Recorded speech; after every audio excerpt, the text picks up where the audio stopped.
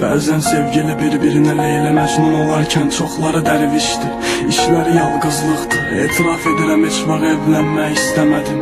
Çünki evlilik iki nəfərlik yalnızlıqdır. Yadımda məni möhkəm sev deyərkən sual verdim. Aylıq, günlük, həftəliyimi bağışla, səninlə ayrılmalıyam. Çünki bu qədər yaxşı olmağın çırpır üzümə qəş.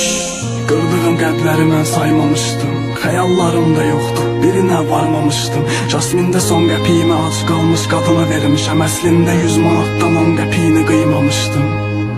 Həmişə öz yerimi mən bərk elədim, elədiyim səhvləri gec dərk elədim.